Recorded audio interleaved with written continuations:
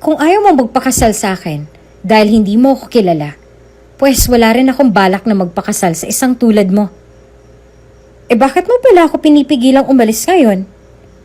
Because I don't have a choice, okay? Tingin mo ba gusto kong magpatali sa isang katulad mo? Excuse me? We're quits. We're freaking quits. Kung bago ka pa lang sa channel na ito, mga kwento ni Ate Jane, istorya mo, ikwento ko, huwag kalimutang pindutin ang notification bell at subscribe button. Hindi kailanman matutumbasan ng kahit na anong material na bagay ang respeto, tiwala at pagmamahal mo sa isang tao. Kung seryoso ka sa kanya, bigyan mo siya ng oras. Kung mahal mo talaga siya, ibigay mo lahat ng gusto niya, kahit na masaktan ka pa. Martyr? Ni minsan, hindi niya nakita sa bukabularyo niya yan. Palibhasa kasi wala pang karanasan sa pagmamahal, kaya ganoon na lamang ang pananaw niya sa buhay. Paano mo nga bang maipapakita sa isang tao kung gaano mo siyang kagusto, kung ni minsan ay hindi niya pinakita sa iyong interesado siya sa presensya mo? Nandito ka lang pala! Halos mapatalon si Snow mula sa pagkakasandal sa counter nang makita niyang pumasok si Amber sa shop. Bitbit ang malaking ngiting nakaukit sa labi niya. Tulad ng nakagawian niya, may mga bulaklak na naman itong dala. Ikaw pala! Malumanay niyang bati sa dalaga nang magtungo ito sa counter kung nasan siya. Bakit nandito ka? Don't tell me. Huwag kang mag-alala, hindi naman ako manggugulo. Natatawang sambit ng kaibigan niya nang iniwian niya na lang. May ibabalita lang ako sa'yo na alam kong ikakagulat mo. May boyfriend ka na. May boyfriend na ako. Halos matigilan pa sila nang mapagtantong halos nagkasabay pa sila sa pagsasalita. Walang ibang nagawa si Snow kung hindi ang ngumuso, kaya naman bahagya pang natawa si Amber. Paano ba yan, Snow? Pang-aasar pa ni Amber na ikinaismid niya na lang. Mukhang tatanda ka na talagang dalaga niyan. Wala namang taning ang buhay ko. At isa pa, hindi naman pangangarerang pagpapakasal. Aniya. Hindi naman ako nakikipagpaligsahan sa takbo ng buhay ko. Hindi rin ako interesado sa mga ganyang klase ng bagay. Sige sabi mo yan eh. Walang ibang nagawa si Amber kung hindi ang ngumiti ng nakakaloko sa kanya, kaya naman sa halip na pagtuunan nito ng pansin, ay nagdesisyon na lang siyang magpatuloy sa paglilista ng mga orders na natanggap nila kahapon. Nagmamay-ari si Snow ng isang maliit na pastry shop. Hindi ganoong kalaki ang kinikita niya, ngunit masasabi niyang sapat na ito upang mabuhay niya ang sarili. Magmula kasi nang umalis siya sa poder ng mga magulang niya, wala na siyang ibang inaasahan kung hindi ang sarili niya na lang. Minsan naman ay kinukumusta siya ng mga magulang, kaya ni minsan ay hindi naman siya nagtanim ng sama ng loob sa mga ito. Bakit nga ba kasi hindi ka pa mag-asawa, Snow? Kunutong osyoso ni Amber bago nito inilapag ang bouquet ng bulaklak na natanggap niya sa nobyo bago siya nagdesisyong pumasok sa counter at nagsuot ng apron. Siguro walang naniligaw sa'yo, no? Sa katunayan ay maganda naman si Snow. Medyo maputi ito at iyon ang dahilan kung bakit pinangalanan siyang Niebes ng mga magulang niya. Sa ibang bansa rin kasi ito lumaki at eksaktong umuulan ng niebe noon nang isinilang siya nito. May 2 taon nang nakalilipas simula nang muli silang bumalik ng mga magulang niya rito sa Pilipinas mula sa Florida. Kaya naman hindi niya rin maitatangging nagkaroon din siya ng culture shock nang dahil sa nangyari. Nang dahil sa narinig mula sa kaibigan ay wala na siyang ibang nagawa kung hindi ang ngumuso at magkibit ng balikat sa tanong nito. Ni hindi niya nga alam kung dapat niya nga bang sagutin ang suspetsya nito sa kanya. Gayong totoo naman talaga na wala namang manliligaw sa kanya ngayon. Sapat na bang dahilan na kakauwi niya lang ng Pilipinas at hindi siya interesado sa mga lalaki kaya wala pang naniligaw sa kanya hanggang ngayon? Sinasabi ko na nga be. Halakhak ni Amber na muli niyang ikinanguso. Tulad ng sinabi ko kanina, hindi naman ako nagmamadali sa mga ganyang klase ng bagay, Amber. Nakangiti at mapang-asar itong umiling na inismeran niya na lang. Hindi ako tanga, Snow. May prioritizing self-care ka pang nalalaman. Wala naman pala talagang naliligaw sa'yo. Nang dahil sa narinig ay bahagya pa siyang natigil sa pagsusulat na mas lalong ikinahagikik ni Amber. Alam kasi ng kaibigan niya kung paanong putulin ang PC ng dalaga. Kailan ko ba sinabing, "Welcome, ma'am"? Bati ni Amber nang bigla na lamang tumunog ang wind chime ng store nang pumasok ang ilang customer na mangunguha ng orders ng araw ring iyon. Nang dahil sa pagmamahal sa pagbibake, doon na nagdesisyon si Snow na magtayo ng pastry shop. Labag ito sa kalooban ng mga magulang niya. Kaya naman ni minsan ay hindi siya nakakuha ng suporta sa mga ito sa mga bagay na nagpapasaya sa kanya. Isa pa sa mga dahilan kung bakit dismayado sa kanya mga magulang niya ay ang hindi niya pagtanggap ng mga manliligaw magmula noon hanggang ngayon. Tila ba atat na atat ang mga ito na ikasal siya sa kung sino mang lalaking mapusuan nila para sa dalaga. Nakakapikon sa totoo lang. Kailan ka ba kasi mag-aasawa, Snow? Muling tanong ng nanay niya nang binisita niya ito sa bahay nila. Kasalo niya ang mga ito ngayon sa hapunan tulad ng request ng daddy niya. Ilang taon ka na rin naman. Alam mo namang ikaw lang ang anak naming dalawa ng daddy mo. Excited na rin naman kaming magkaroon ng apo sa'yo, iha. Tama ang mami mo, anak. Sabat ng daddy niya na ikinanguso niya lang. Paano kung hindi pa namin maabutan ang apo namin sa'yo niyan? Maiksi lang ang buhay, iha. Daddy, wag nga po kayong magsalita ng ganyan. Lalo niyo akong pinipressure eh. Pakiusap niya sa ama na ikinabuntong hininga lang nito. Mag-aasawa ko, ma'am, dad. Pero hindi pa sa ngayon. Siyempre po kailangan ko munang piliin ang lalaking alam kong hindi ako iiwan sa dulo. At hanggang kailan kami maghihintay ng daddy mo kung ganon? Taas kilay na tanong ng nanay niya na ikinabuntong hininga niya na lang. Heto na naman tayo sa mga kataga niya. Anong plano mo? Suyurin ang buong mundo, mahanap lang lalaking tinutukoy mo. Hindi naman sa ganun, ma. Aniya na ikinabuntong hininga na lang ng ginang. Ang akin lang, hindi pa ako handang magnobyo sa ngayon.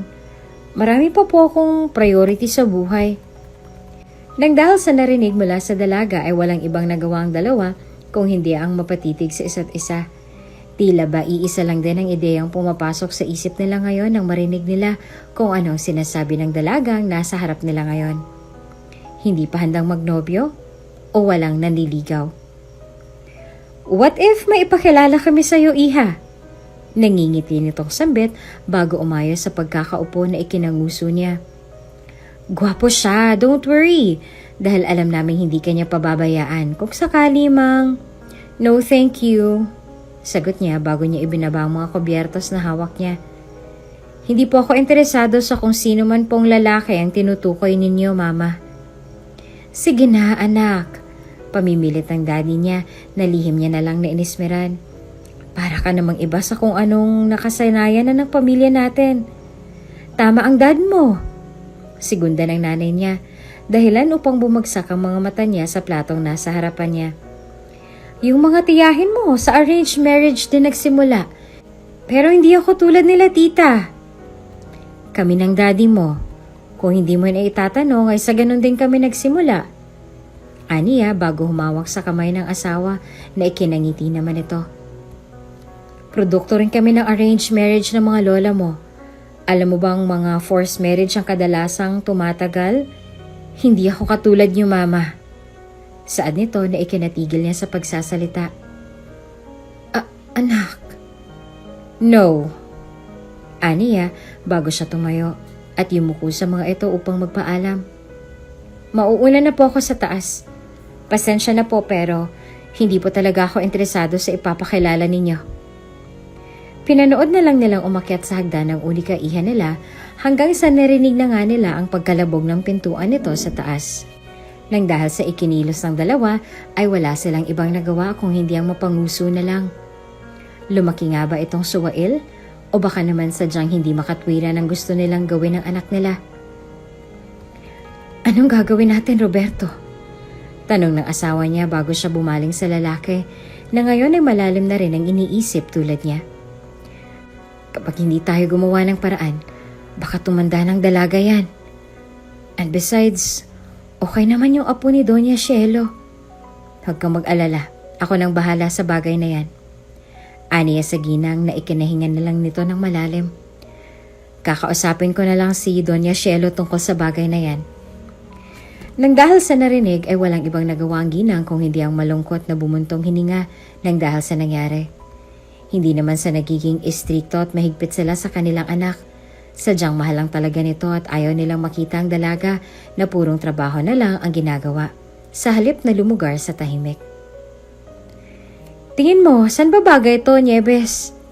Tanong ni Amber bago niya ipinakita sa dalaga ang mga dekorasyon na kinuha niya mula sa kahon.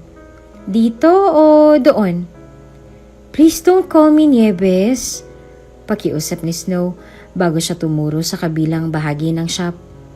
Nang dahil sa naging pakiusap nito ay walang ibang nagawa si Amber kung hindi ang matawa na lang. Maging siya ay hindi na rin maintindihan kung bakit tila ba ayaw ni Snow na tinatawag siyang Nieves. Gayong iyon naman talaga ang pangalan niya. Aba, bagay naman sa'yo ang Nieves ah. Wala akong sinabing hindi, Amber. Bakit nga pala ayaw mong tinatawag kang Nieves? Tanong nito na ikisinamangot niya na lang. Siguro may naging masama kang karanasan sa pangalan mo, no? Iyan bang tinatawag sa'yo ng dati mong boyfriend? Shut up!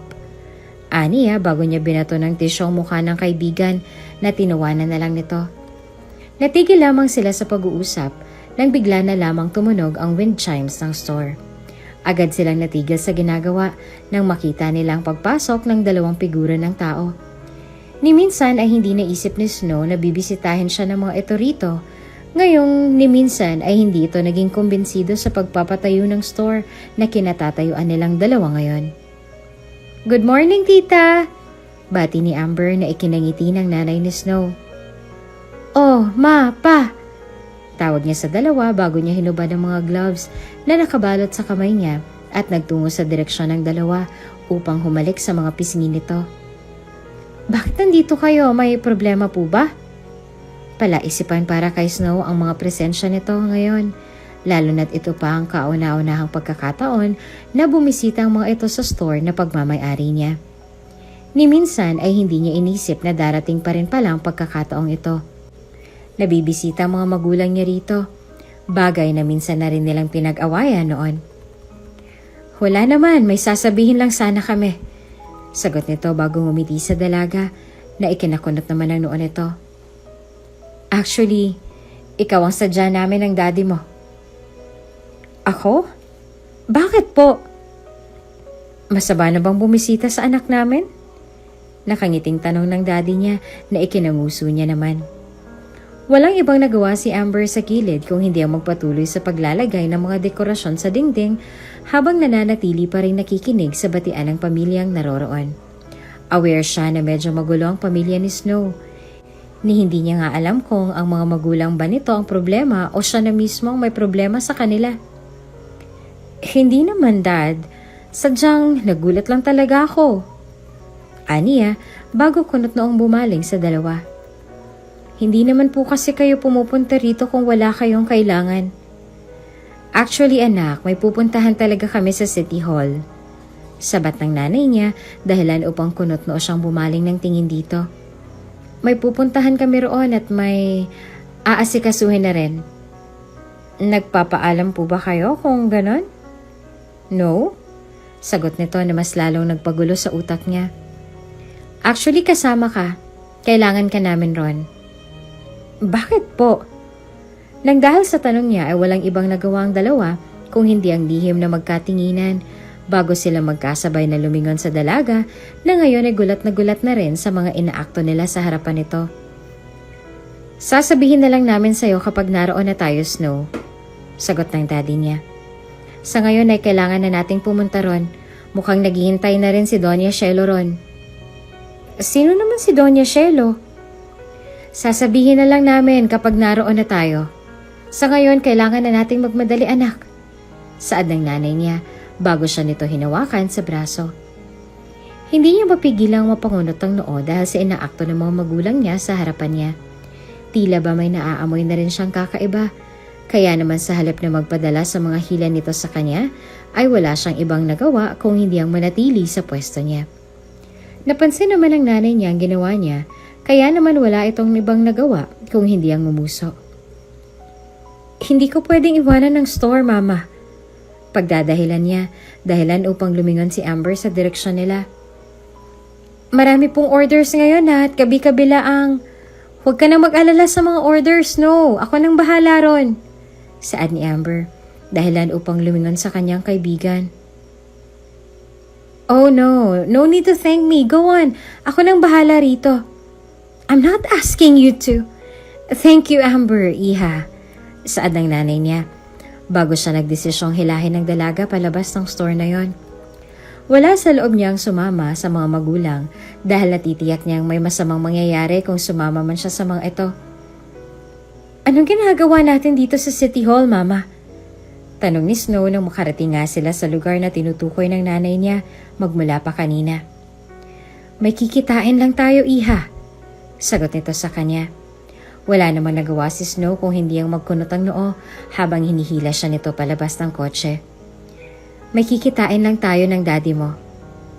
Dito sa City Hall?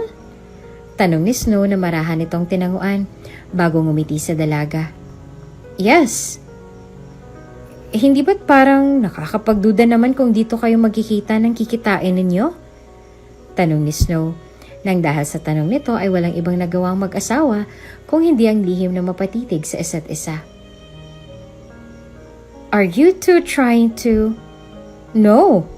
Why would we? Natatawa nitong sagot sa kanya bago humingi ng tulong sa asawa niya ngayon ay tila ba abala sa pagtawag sa kabilang linya. Nasaan na raw si Doña Shelo? Naroon na raw siya sa loob, pero wala pang apo niya, nasa biyahe pa. Sagot ng daddy niya na ikinakunot ng noo niya. Tingin mo sa loob na lang tayo maghintay? Tumango naman ang mama niya sa tanong nito. Nakakahiya naman kay Doña Shelo kung siya pang paghihintayin natin sa loob. Sino po bang Doña Shelo na yan? Kuryoso niyang tanong bago niya naramdaman ang paghila sa kanya ng ginang. Mama, sasabihin ko sa'yo mamaya.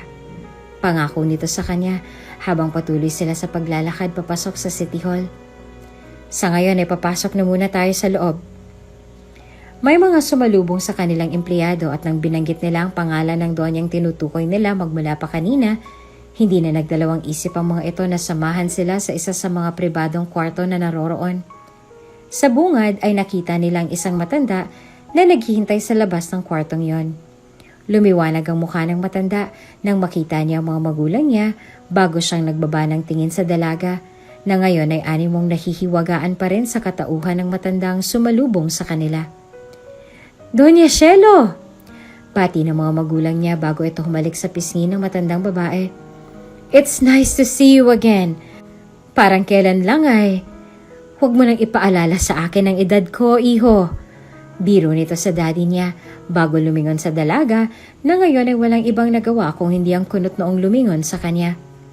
Ito na ba si Nieves? Lumapit ito sa kanya at agad na nahulog ang panga niya nang sandaling yakapin siya ng matanda. Nagagalak akong makita ka sa personal, iha. Nagagalak din ba siya? Ito pala ang kauna-unahang pagkakataon na makita niyang matanda, kaya naman hindi niya tuloy magawang sagutin ang sinabi nito. Required nga ba siyang sumagot? Gayong hindi niya naman kilalang katauhan ng matandang nasa harap niya. Sino nga ba ito? Where is he, Doña Shelo? Tanong ng nanay niya bago lumingon sa paligid na animong may hinahanap na figura ng isang tao na inaasahan niyang kasama sa usapan nilang iyon. Kanina pa ba kayo naririto? Hindi po ba kayo nabaghot since mukhang mag-isa lang kayo kanina nang makita namin kayo? No, of course. Natatawa nitong sambit na tinanguan ng mga magulang niya. Actually, very approachable naman ang mga staff nila kaya hindi rin ako gaanong nabagot. Speaking of my grandson, siguro ay nasa biyahe na yun ngayon. May tinapos lang kaya hindi na kami nagsabay. Nang dahil sa mga narinig ay hindi na napigilan ni Snow ang questionin lahat ng ikinikilos ng mga taong nasa paligid niya. Sino bang pinag-uusapan nilang darating at bakit maging siya ay naroon? Hindi na bago sa kanya ang ugali ng mga magulang Kaya naman hindi na rin siya magtataka kung sakali mang aminin sa kanya ng mga ito na may balak nga silang masama para sa dalaga. Ano nga bang gagawin nila sa City Hall kung wala silang balak sa kanya? Oh, nandito na pala si Luhens eh. Nakangiting sa adi Doña Shelo habang nakatitig sa bulwagan ng City Hall. Kunot noong lumingon si Snow sa pintuan. Tila ba bumagal din ang pagtakbo ng lahat nang magkasalubong ang mata nilang dalawa ng lalaking yon. Matangkad ito at mukhang seryoso. Siya yung tipo ng lalaking iisipin mong arogante base sa paraan ng paglalakad nito. Madilim ang titig nito nang mag-cruise ang mata nilang dalawa, kaya naman hindi na siya magtaka pa kung sakali mang hindi sila magkasundo. Anong meron? Tanong ng lalaki nang makalapit ito sa direksyon nila. Pinagmasdan niya si Snow magmula ulo hanggang paa bago siya nagtiim ng bagang. Hindi naman nakatakas sa mga mata ni Snow ang ginawa nito, kaya naman wala tuloy siyang ibang nagawa kung hindi ang kunot noong lumingon sa lalaki na ngayon ay seryoso nang bumaling ng tingin sa matandang kasama ng mga magulang niya. Siya na po ba yung tinutukoy mo, Lola? Tanong nito habang nakanguso sa kanya. Hindi napigilan ni Snow ang makaramdam ng pagkabastos sa ginawa ng lalaki. Wala ba siyang daliri para duruin siya? Bakit kailangan niyang dumuro sa kanya gamit ang nguso niya? Wala ka bang... Yes, siya nga, iho. Putol sa kanya ni Doña Shelo, dahilan upang umismid si Snow sa hangin. Muling lumingon sa kanyang binata, dahilan upang seryoso siyang mag-angat ng tingin dito. Good morning. Seryoso niyang bati sa dalaga na hindi naman ito sinagot. Let's go. Aniya bago niya hinablot ang dalaga na ikinalaki ng mga mata niya sa gulat. Teka, ano? Sandali lang, iho. Pigil sa kanya ng matandang babae. Dahilan upang nakaawang ang labi at kunot noong pinagmasdan ni Snow ang kamay nitong nakahawak sa braso niya. Mukhang nagmamadali ka. Sinabi ko na sa'yo, Lola. Wala sa schedule kong tungkol sa bagay na to. Diin niya sa matanda na lihim nitong ikinanguso. Marami akong business meeting na kailangan tapusin ngayong araw. Tipid niyang dagdag bago muling hinila ang dalaga patungo sa silid kung saan sana sila papasok. Nakasunod sa kanilang mga magulang at lola ng lalaking nasa gilid niya. Tila ba tuwang-tuwa naman ang mga ito nang makita nila ang dalawa na ngayon ay hawak-hawak na nagpapatiuna sa paglalakad. Sa kabilang banda, kuryoso at matinding takot mula sa balak ng mga magulang niya ang nararamdaman naman ngayon ni Snow. Hindi niya kasi sukat akalain na mangyayari ang bagay na to. Palaisipan naman sa kanya kung ano at kung sino ang lalaking nasa gilid niya. Gwapo siya, oo. Pero bakit? Anong meron sa kanya? At bakit siya hinahatak nito patungo sa silid na yon? Sandali nga lang! Reklamong singhal ni Snow bago siya sapilitang kinuha ang braso niya sa lalaki na binitawan nito. Huminto ito sa paglalakad at kunot noong pinagmasdan si Luhens na ngayon ay walang ibang nagawa kung hindi ang seryosong lumingon sa kanya. Ano bang nangyayari at sino ka ba? Ikaw ang pakakasalan ko. Hindi ba nabanggit sa'yo ni Lola ang tungkol sa bagay na to? Kunot noong tanong ng binata na ikinataas ng kilay ni Snow. I can't believe na ako pang nagpapaliwanag sa'yo nito instead of her. Natatawa, ngunit may bahid ng sarkastiko nitong saad na ikinataas ng kilay niya. Ano? What the fuck are you talking about? Anong ikakasal sa'yo? Natatawa niyang singhal bago na mewang sa harap ng binata. Nababaliw ka na ba? Anong pakakasalan ang sinasabi mo? Hindi nga kita kilala. That's why nandito ang guardian ko. At nandito ang parents mo para ipaliwanag sa iyo ang tungkol sa napagkasunduan nila. Sagot nito sa kanya na para bang iyon ang sagot sa lahat ng katanungang pumapasok sa isip niya ngayon. Come on, miss. Wala na akong panahon para magpaliwanag para sa iyo. Hindi lang ikaw ang priority ko. Marami pa akong meeting na dadaluhan ngayon. Wait lang ha. Natatawa niyang sambit na inismera ng lalaking nasa harapan niya. Hindi ko kayo maintindihan. Ang sabi ng mga magulang ko, may pupuntahan kami. Aba, wala naman silang nabanggit sa akin na ikakasal ako ng labag sa kalooban ko. Do you think ginusto ko rin tong setup na to? Natatawa nitong singhal sa dalaga dahil aminin niya man o sa hindi, napipiko na siya sa mga tanong na ibinabato nito sa kanya. Mga tanong na hindi niya kayang sagutin ngayon. Bakit ako magpapakasal sa'yo? Hindi nga kita kilala. Reklamong singhal ni Snow na tila ba tuluyang binaliwala ang singhal sa kanya ng binata. Iha, may problema ba? Tanong ni Doña Shelo nang makita niyang tila ba nagtatalo ang dalawa mula sa kinatatayuan nito. Iha! Sa halip na sumagot sa tawag ng matanda ay wala na siyang ibang nagawa kung hindi ang mas lalo lamang nataliman ng titig sa lalaki na ngayon ay tila ba kunot noong nagmamasid sa reaksyon niya. Tama naman siya, hindi ba? Bakit siya magpapakasal sa lalaking hindi niya kilala? Ano siya? Boba? Hindi ako magpapakasal sa'yo. Tapos na ang usapan nating dalawa. Aniya, bago siya nagdesisyong talikuran ng lalaki. Agad din siya nitong binalik sa harapan niya na mas lalo niyang ikinakunot ang noo. Ang sabi ko, magpapakasal ka sa akin sa ayaw at sa gusto mo. Saad nito na ikinangisi niya bago siya suminghal at hindi makapaniwalang tumitig sa binata. Tingin mo ba ikaw lang naiipit sa sitwasyong to? Tingin mo ba ginusto ko ang planong ito ng lola ko? Tulad mo, napipilitan lang din ako. Kung ayaw mong magpakasal sa akin dahil sa hindi mo ako kilala, pues wala rin akong balak na magpakasal sa isang tulad mo. Bakit mo pala ako pinipigilang umalis ngayon?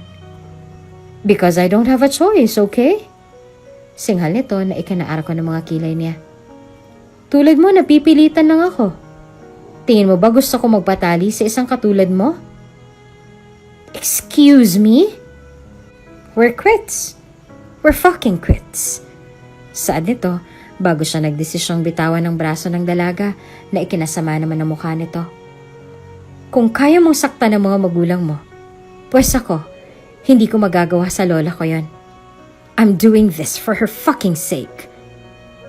Even so, bakit? Nagtatago ka ba sa saya niya at hindi ka makagawa ng sarili mong desisyon para umatras?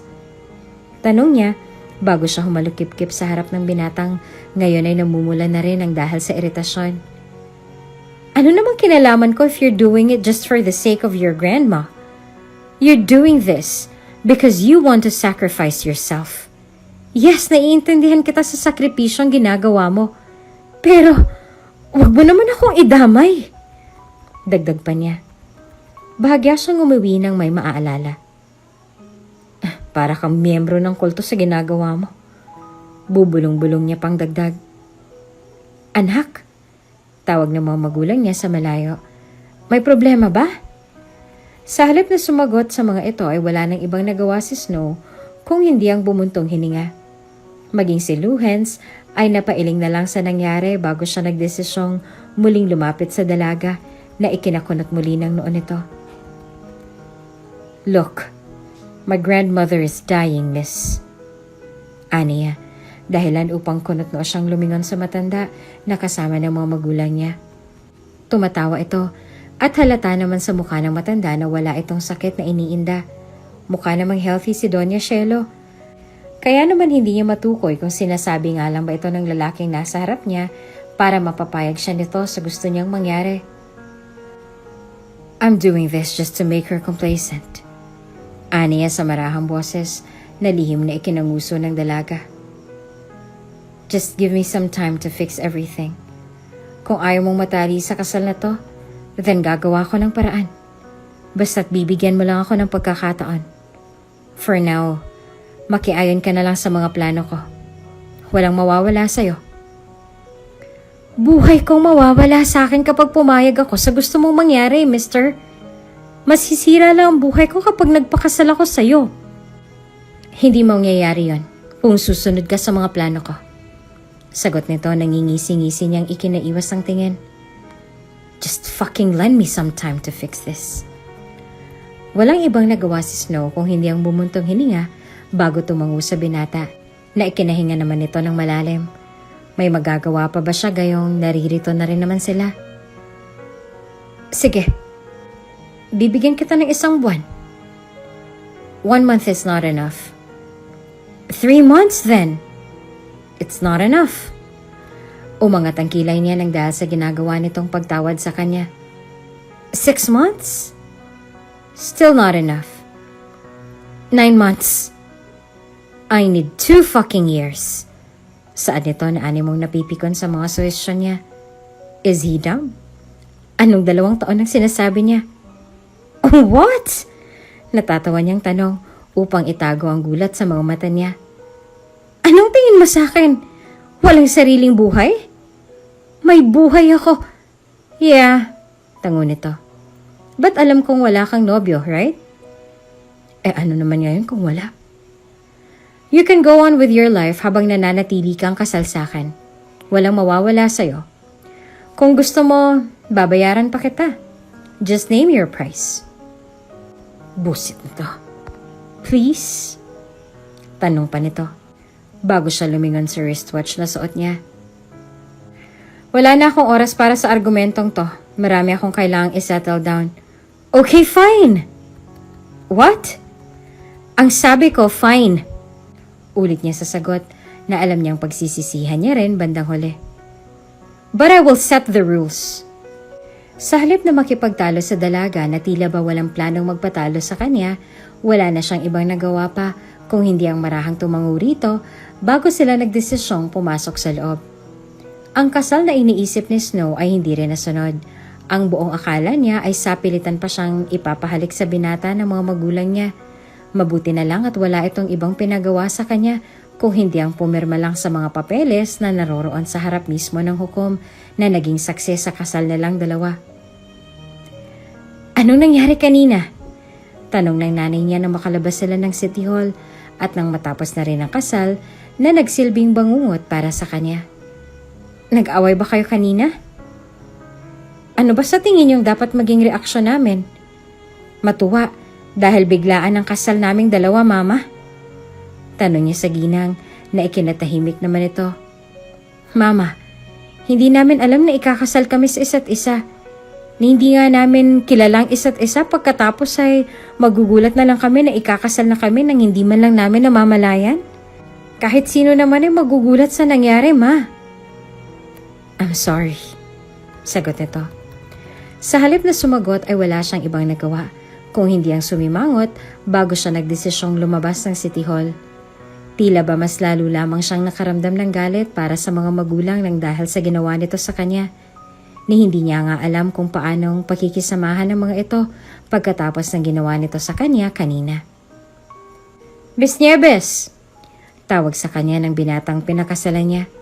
Wala siyang ibang nagawa kung hindi ang lihim na pamura sa isip bago siya nagdesisyong huminto sa paglalakad at humarap sa lalaki ngayon ay kalalapit lang sa direksyon niya. Kung may kinalaman to sa... No? Putol ni Lohen sa kanya bago nito kinuha ang kamay niya at ibinigay sa kanya ang susi ng bahay na gagamitin niya habang kasal silang dalawa. Take this. Anong gagawin ko rito? Kainin mo kung gusto mo. Sagot nito na ikinataas niya lang ng kilay. May bahay kami sa Northernland. Use that key para ma-access mong bahay. Ipinahanda na rin ni Lola ang bahay na yon para sa pag-uwi mo ron.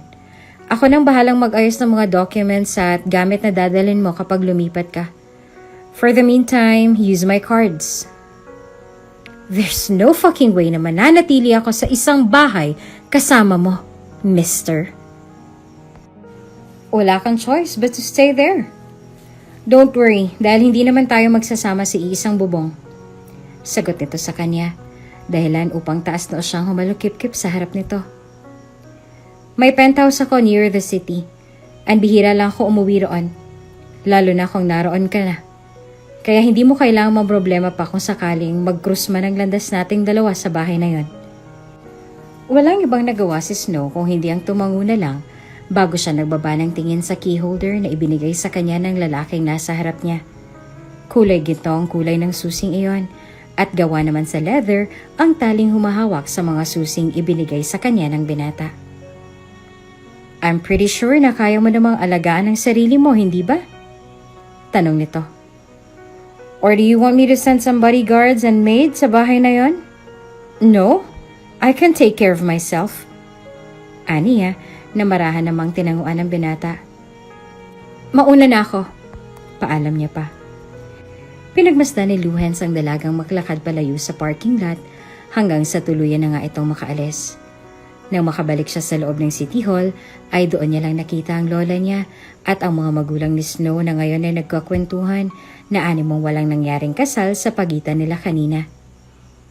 Nasaan si Snow, iho? Tanong ng nanay ng dalaga. Umalis na po.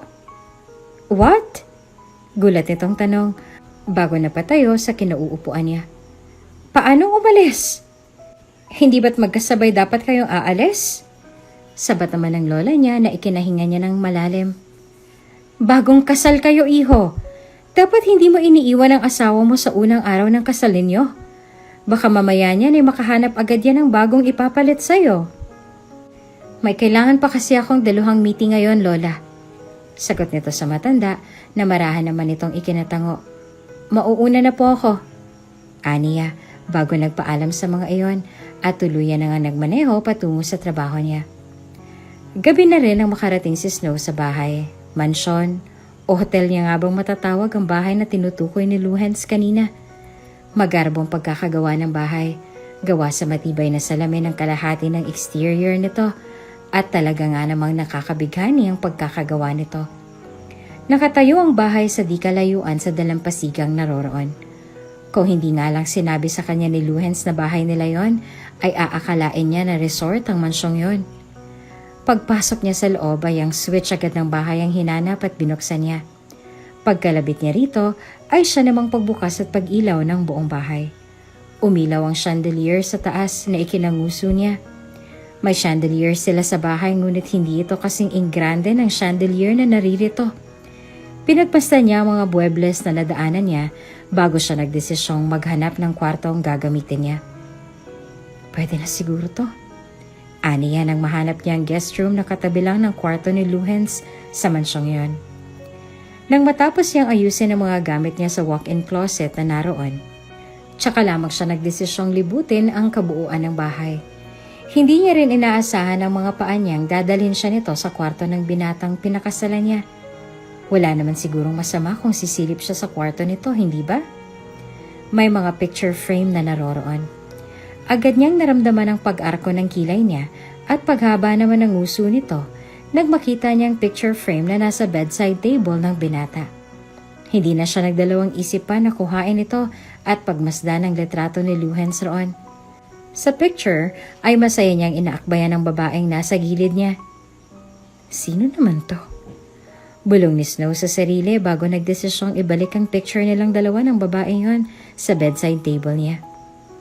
Sa halip na manatili pa sa lugar na yon, ay nagdesisyon na lang siyang umalis at lumabas sa kwarto. Hindi dapat siya naroroon, kaya naman hindi na siya nagdalawang isip pa na umalis doon. Baka nga may in-install pang camera yon sa kwarto niya at pasikreto siya nitong pinapanood na halugugin lahat ng gamit niya. Ay, kapagod. Aniya sa sarili. Pabagsak niyang hinagis ang sarili niya sa sofa na naroon sa living room.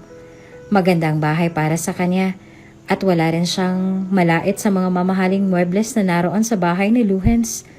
Lahat halos ng mga bagay na nakita niya roon ay nasisigurado niyang nagkakahalaga ng milyon kahit na hindi sabihin sa kanya ng binata. Wala siyang ideya sa katauhan ng lalaking pinakasalan niya. Sa totoo nga lang ay nagtataka na siya sa kung ano man ang buhay na meron nito.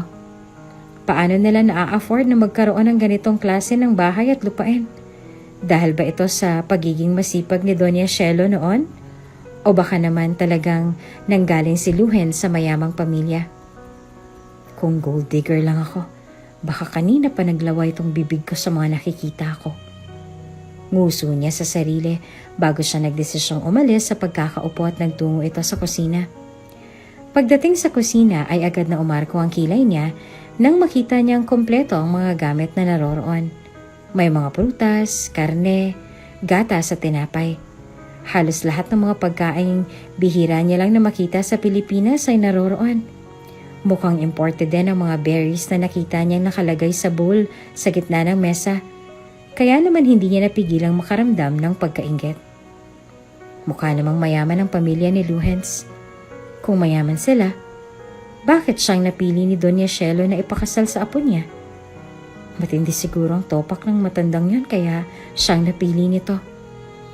Muli siyang nagtungo sa kwarto ni Luhens at muling pumasok sa loob upang magmasid sa mga kagamitang naroroon. Medyo makapal ang kurtina sa bintana ng kwarto niya, kaya naman medyo madilim. Kulay maroon ang carpet sa sahig niya at talaga nga namang nakakaagaw pansin ang malalaking ilaw na ginagamit niya sa kwarto. Ilang segundo niya pang pinagmasdan ang kabuuan bago muling tumitig sa walk-in closet na naroroon. Hindi na rin kasi nagtaka pa na makita niyang naroon halos ng mamahaling relos na kinokolekta ni Luhens. Naroon din sa walk-in closet ang mga suit na ginagamit niya sa trabaho. Ang ilan doon ay animong bago pa at hindi pa nasusuot. Kaya naman hindi niya naiwasang mapanguso na lang. Ang hilig niyang magtapon ng pera.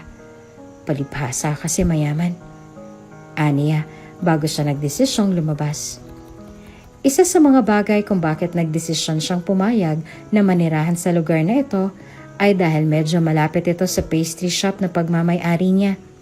Hindi niya maitatangging makakatulong sa kanya na magtipid sa gas kung dito siya tutuloy. Hindi tulad sa apartment niyang tila ba hihingalin pa muna ang kotseng ginagamit mo bago ka pa man makarating sa trabaho mo. Ilang oras lang ang hinintay niya ay nakarinig na siya ng tawag mula sa labas. Rinig niyang busina ng truck na nagdala ng mga maleta niya sa bahay na yon, kaya naman hindi niya napigilan pang sariling tumakbo patungo sa pinto upang salubungin ang mga lalaking tumulong sa kanya na buhatin lahat ng gamit na ipinadala ni Luhens sa kanya na galing din sa dati niyang apartment. "Pasay na lang po nito, ma'am," saad ng lalaki bago niya ipinakita sa dalaga ang form na kailangan niyang pirmahan. Mabilis na pinirmahan iyon ni Snow bago niya nakatingin inihatid ang mga lalaki patungo sa sasakyan nito. Nang makaalis na ang mga iyon, tsaka lang siya nagdesisyong bumalik sa mansyon upang ayusin lahat ng gamit niyang ipinadala sa kanya. Nang matapos sa pag-aayos ay wala siyang ibang nagawa kung hindi ang mag-inat at humikab nang dahil sa labis na pagod. Nang dahil sa ginawa niyang pagkilos, doon niya lang nakita ang mga CCTV na naka-install sa living room. Agad siyang nakaramdam ng hiya nang dahil sa nangyari bago siya nagdesisyong umismid na lang at nagpatuloy sa paglalakad pabalik sa kwartong napili niya. Bago pa man siya humiga sa kama at matulog, ay masuri niya pa munang pinagmasdan ng paligid at nang mapagtantong walang kamerang naka-install sa kwartong iyon, tsaka lamang siyang nagdesisyong humiga at magpahinga ng gabing yon. "Seryoso ka ha?" Nagulat na tanong ni Amber nang ibinalita nitong nangyari sa kanila kahapon. "Kasal ka na?" Tila ba hindi makapaniwala ang kaibigan sa mga balitang sinasabi niya. Kaya naman wala pa siyang ibang nagawa kung hindi ang umismid dito bago nagpatuloy sa paglalagay ng mga tinapay sa glass container na naroroon.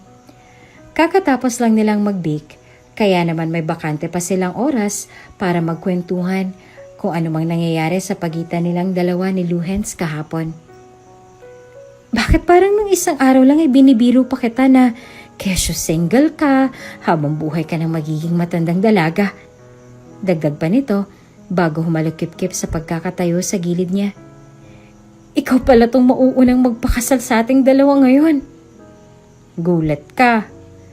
Tanong niya na hindi naman sinagot ni Amber. "Kung nagulat ka, mas nagulat ako.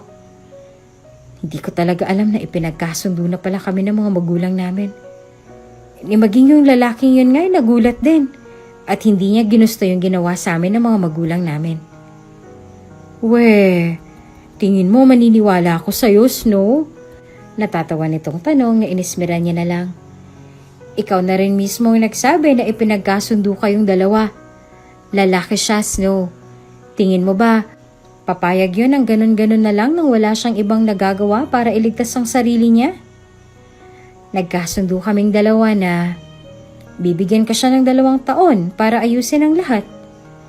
Sagot niya bago niya naalala ang sinabi nito sa kanya kahapon. Mamamatay na raw ang lola niya at gusto niyang makita yung apo niya na maikasal bago siya mamatay. Pero sa tingin ko, palusot niya lang lahat ng yun. Nang dahil sa narinig, ay mabilis na umangat ang kilay ni Amber nang dahil sa sinabi niya. Paano mo nasabing palusot lang, Snow? Kuryoso nitong tanong na ikinanguso niya bago siya sumagot sa tanong ng kaibigan. Mukhang okay pa naman ang lola niya kahapon.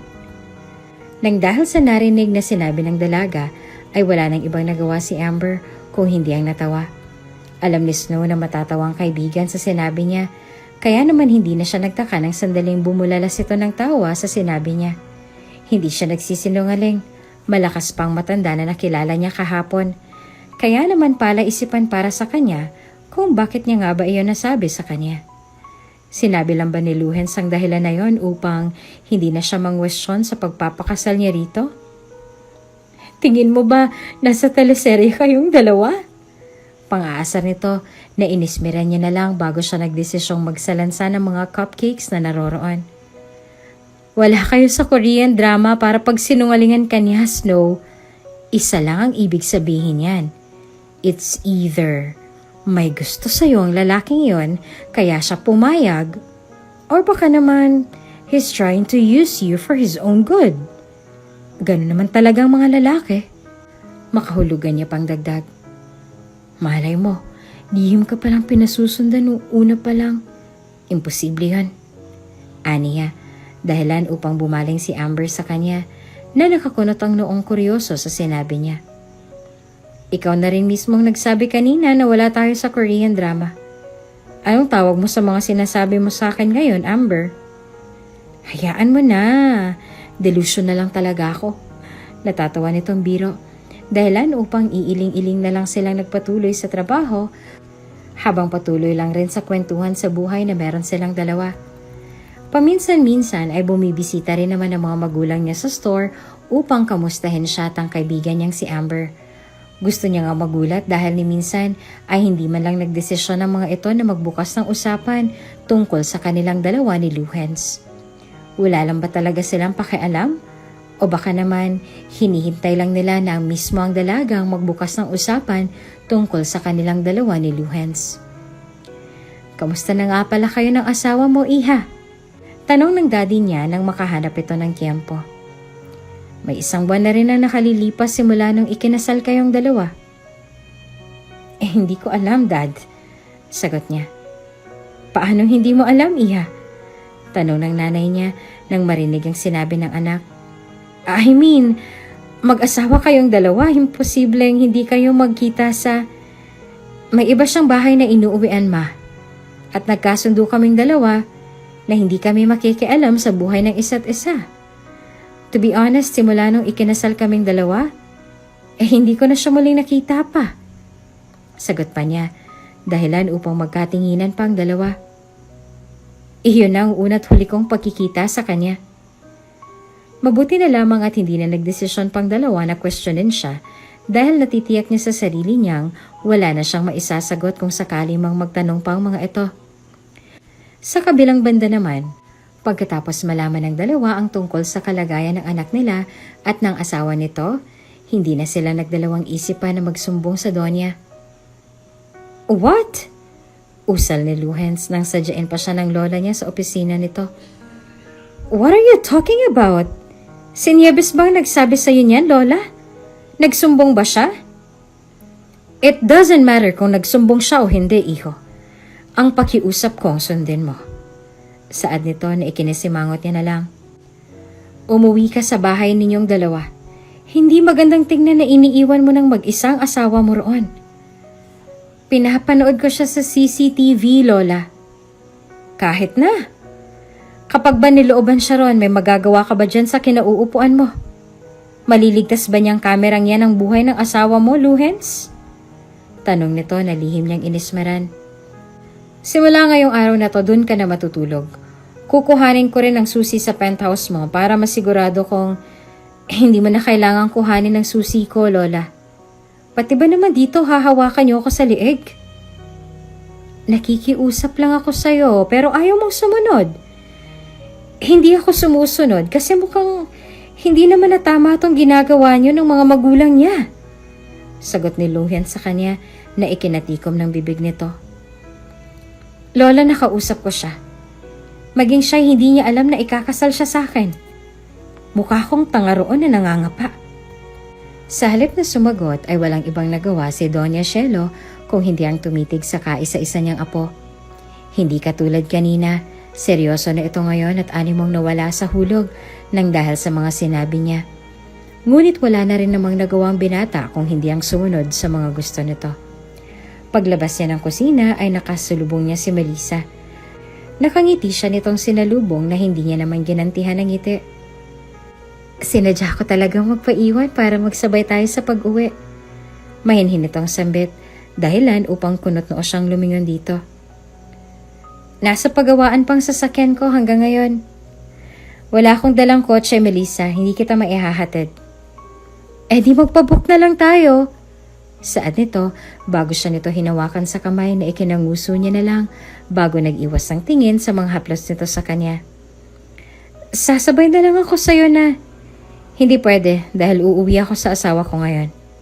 Sagot nito sa kanya bago inalis ang mga kamay niya sa braso nito. Pasensya ka na. Magbuka na lang at nang makauwi ka na. Dagdag pa niya bago niya tuluyang iniwan ang dalaga doon na animong natigilan pa sa ginawa niyang pagkilos. Kung hindi lang dahil sa ginawang pangangaliwa ni Melissa sa kanya ay hindi siya papayag na magpakasal sa babaeng yon. Wala lang talaga siyang pagpipilian. Hindi niya rin maintindihan kung bakit ganito naman ang inaakto ni Melissa sa kanya, gayong siya naman ang gumawa ng paraan para lang masira ang relasyon nilang dalawa dati. Iniwan na naman ba siya ng lalaking ipinalit nito sa kanya? Sa kabilang banda, nakangiti namang tinahak ni Sto ang daan patungo sa banyo, dala ang tuwalya na gagamitin niya sa pagligo. Halos 2 buwan niya nang pananatili sa lugar na to. Ngayon niya lang magagamit ang bathtub na naroroon sa banyo niya. Madalas kasi ay puro shower lang ang ginagamit niya dahil na rin siguro sa pagmamadali sa pagpasok sa trabaho. Tapos na siyang mag-ayos ng mukha nang makaranig siya ng kalansingan mula sa baba. Siya lang ang tao sa bahay na to. Kaya naman napaka-imposibleng may bumisita sa kanya ng ganoong oras nang walang pahintulot niya. Imposible rin na dumaan si Luhens rito. Kaya naman doon na siya nakaramdam ng panghihilakbot. Posible kaya na may akyat bahay na nakapasok sa mansyong yon? Mahigpit ang hawak niya sa tuwalyang nakabalot sa katawan niya. Nang dahil sa pagmamadaling mahuli ang akyat bahay na yon, ay hindi niya na nagawa pang magbihis nang dumiretso siya sa baba. Sa kusina niya narinig ang kalansingan ng mga plato, kaya naman agad na siyang dumiretso roon. Sa bungad ng pintuan ay may nakita siyang walis roon. Hindi na siya nagdalawang isipan na hablutin ito bago siya nagdesisyong pumasok sa loob at hampasin ng walis tambo ang lalaking naroroon sa lagayan ng mga plato. Nakasuot ito ng itim na jacket, kaya naman natitiyak niyang akyat bahay ito. Medyo matangkad ito at bagyang nakatalikod sa gawin niya, kaya naman hindi na siya nagdalawang isipan na pukpukin ito sa ulo upang mapaalis. Kitang-kita naman niya ang pag-arko ng likod nito nang dahil sa palong hindi niya inaasahan. Kaya naman mas lalo lamang ginanahan si Snow na lumpuhin ang kawawang lalaki. Sino ka? Sigaw niya habang patuloy sa paghampas sa kawawang lalaki. Umalis ka rito! Pagnanakaw! What the fuck are you doing? Singhal sa kanya ng lalaki bago bumaling sa kanya.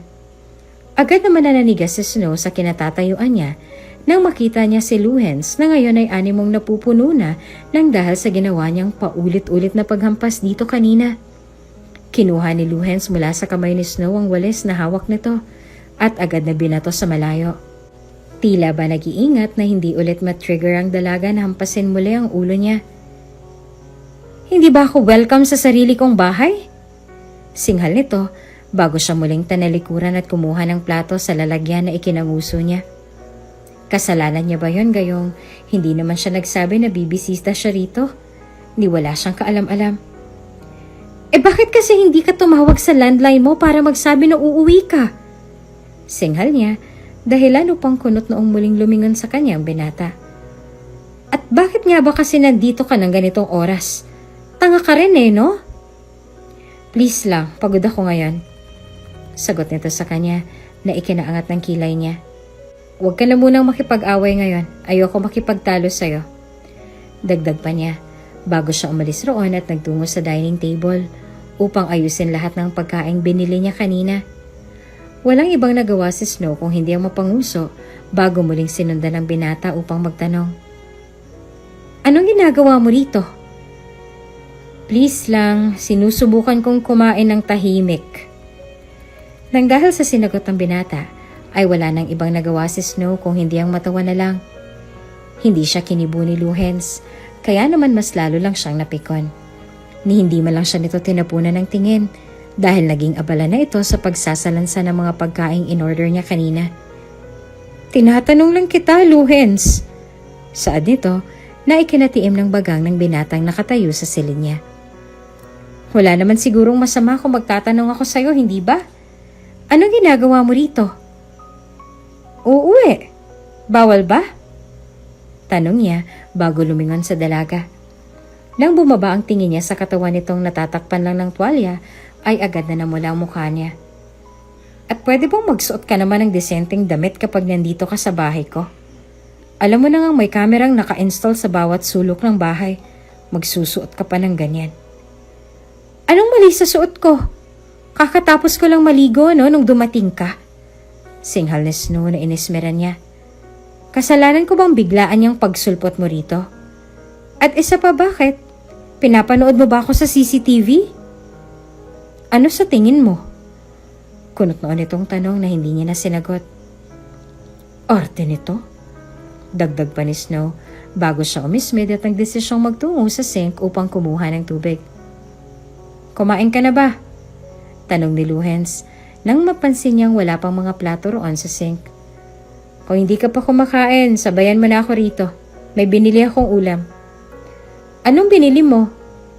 Kare-kare. No, thank you.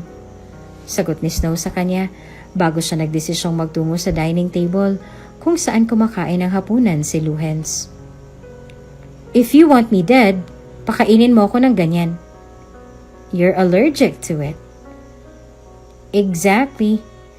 Umupo si Snow sa upuang kasalungat ng inuupuan niya bago siya nagdesisyong uminom ng tubig habang nakatingin sa binata. Nakaramdam naman ng pagkaasiwa si Luhens dahil sa suot ng dalaga at sa paraan ng pagtingin nito sa kanya. Stop staring at me! Why are you so conscious? Natatawa nitong biro na inismiran niya na lang. Why all of a sudden umuwi ka rito? Siguro, gusto ng lola ko na umuwi ako rito kasama mo. Nag-aalala siya sa kapakanan mo. Aniya bago siya nag-iwas ng tingin sa dalaga nang makita niyang lumalim ang tingin nito sa kanya. Lola ko nag-aalala at hindi ako. Hindi na siya kumibo. Kaya naman wala nang ibang nagawa si Luhens kung hindi ang kumain at tuluyan na ngang baliwalaay ng presensya ng dalaga sa harap niya. Nang matapos maghapunan, ay nagdesisyon na rin si Luhens na pumanhik sa kwarto niya. At ganoon din naman si Snow na tila ba doon lang natauhan sa suot at kapirasong tela na nakatapis sa katawan niya. Medyo tuyo na rin ang buhok niya, kaya naman hindi niya na naiwasang makaramdam ng hiya sa binata. Nagpatuloy lang na ganoon nilang routine sa bahay na yon sa mga araw at linggong lumipas. Doon na rin nagdesisyon si Luhens na tumuloy dahil gaya nga ng banta sa kanya ni Doña Shelo, kinuha nito ang susi ng penthouse niya sa kanya, kaya naman maging siya ay hindi na makapasok sa penthouse na binili niya. Ayaw niya namang matulog sa kotse niya, kaya naman kahit nagustuhin niya namang makalayo sa dalaga, ay wala na rin siyang nagawa kung hindi ang makisama rito. Magulo pa ang buhok ni Snow nang bumaba siya upang magtungo sa kusina. Malayo pa lang ay naaamoy niya ng amoy ng bawang mula sa niluluto ni Luhens. Kaya naman hindi niya naiwasang makaramdam ng gutom nang magpakita siya rito mula sa kusina. Ano yan? Bungad niya dahilan upang lumingon siya rito. Umupo siya sa upuan habang pinagmamasdan ng mga nilulutong ulam ni Luhens para sa pandalawahang tao. Imposible namang mayayain si Luhens rito, hindi ba? Breakfast! Sagot nito sa kanya bago inihain ang niluto niya sa mangkok at inilagay sa bakanting space na naroon sa mesa nila. Ako nang nagluto, nakakahiya naman sa'yo. Sandali pang nagtagal ang tingin ni Snow sa niluto niya bago siyang ngumuso ng mapagtantong nakatingin si Luhens sa reaksyon niya. Marunong ka palang magluto. Good job then. Of course. Nang dahil sa sinabi nito, ay wala na siyang ibang nagawa kung hindi ang ngumuso, lalo na nang magdesisyon si Luhens na umupo sa upuang kaharap niya. Ikaw ba? Tanong ng binata sa kanya bago ito lumingon sa kanya. Marunong ka rin ba? Cakes lang ang kaya kong lutuin. So, kung hindi pala ako nagluto ng breakfast ngayon, puro tinapay na lang ang kakainin mo rito sa bahay na to? Tanong nito na muli niyang ikinanguso. Para bang sinasabi nito na ang bobo niya dahil hindi siya marunong magluto ng pagkain niya. Paano ka tumagal ng 2 buwan sa bahay na to kung puro tinapay lang ang laman ng sikmura mo? Hindi naman palagi, kaya wag mo akong sermonan dyan. Aniya, bago siya sumandal sa kinauupuan. Minsan naman nagluluto ako ng fried egg. O kaya naman nag-order na lang ako ng pagkain sa app para less hassle. Ang sabihin mo, tamad ka lang. Saan nito na ikinakunot ng noon niya sa pagkapahiya. Hindi na rin ako magtataka kung bakit walang nagkakagusto sa'yo. Anong wala? Kasal na nga ako, oh. Sagot niya bago niya naramdaman ang pag-init ng mukha niya nang dahil sa sinabi nito. Papakain mo ba ako ng niluto mo o sermon lang ang ipapakain mo sa akin? Kainin mo kung anong gusto mo. And besides, yes, we're married. But I don't like you as my wife. Aniya na ikinasimangot niya. Hindi ako mabubuhay kung ikaw ang asawa ko. Puro ka tinapay. Niwala ngang laman yung brain cells mo kung hindi puro mga tinapay. Pardon me? Sa halip na sumagot, ay nagdesisyon na lang si Luhens na hindi kumibo. Mukhang nawala na rin sa mudang dalaga, kaya naman wala na siyang ibang nagawa kung hindi ang itago ang ngiting kanina pa sumusugat sa mga labi niya nang dahil sa pagkapiko ng dalaga sa mga pang-aasar niya rito. Kung alam niya lang na pikunin ito, di sana ay hindi na siya nagstay pa sa penthouse niya. Bagkos ay dito na lang sana siya nagstay. Kamusta ang lasa? Tanong ni Luhens nang makita niyang tinikman na ni Snow ang huli niyang niluto. Okay naman, medyo maalat lang. Sagot nito. Nang dahil sa sinagot nito sa kanya ay tila ba nag-init ang mukha niya. Mukha pang dismayado si Snow nang sumagot ito sa kanya, kaya naman mas lalo lamang nag-init ang mukha niya sa pagkapahiya. Kanina lang ay nagmamalaki pa siya na marunong siyang magluto. Pagkatapos ay sasabihin lang ng asawa niya na medyo maalat ang niluto niya para rito. That's impossible. Saad niya bago siya dumampot ng kutsara tumikim sa niluto niya. Kumunot ang noon niya nang mapagtantong wala namang mali sa niluto niya. Tama lang naman ang lasa ah. Lumingon siya kay Snow na ngayon ay walang ibang nagawa kung hindi ang ngumuso. Ang sabihin mo na sanay ka kasi sa tinapay. Wala kang ibang inaatupag kung hindi ang mga tinapay. Wala kang ibang nalalasahan kundi ang mga tinapay. Bakit ba palagi mo nalang pinapasok ang tungkol sa business ko? Singhal nito sa kanya na sa halip na sagutin ay tinawanan niya na lang. Ito pa lang ang kauna-unahang pagkakataon na nakita niya itong tumawa kaya naman maging siya ay wala na ring ibang nagawa kung hindi ang umiling at matawa na rin. Simple lang ang asaran nila sa isa't isa, ngunit hindi niya maitatangging hindi naman ito ganoon kabigat. Hindi naman umaabot sa nagsigawan sila, lalo na kung nagkakapikunan silang dalawa sa mga biro nila sa isa't isa, kaya naman okay lang. Nagpatuloy lang ang ganitong samahan nila, hanggang sa hindi na namalaya ni Snow, nawala na siya sa sariling napapangiti, lalo na sa tuwing maaalala niya kung ano na naman ang mga naging asaran nila kaninang umaga, bago pa man sila maghiwalay ng landas upang makapasok sa trabaho. Why are you smiling? Tanong ni Amber nang makita niyang kaibigan na ngayon ay animong nakakain ng happy pill nang makita niya itong wala sa sariling umingiti. Siguro nahuhulog ka na dyan sa asawa mo, no? Nang dahil sa sinabi na iyon, ay doon lang tila ba natauhan ang kaibigan niya. Mabilis siyang sumeryosong mukha sa pagkakangiti kanina at kunot noong lumingon kay Amber na ngayon ay natatawang umiiling sa kanya. We're just friends, Amber. Friends mo mukha mo. Saad nito na ikinanguso niya na lang. Walang friends ang makakapagpapangiti sa'yo ng ganyan.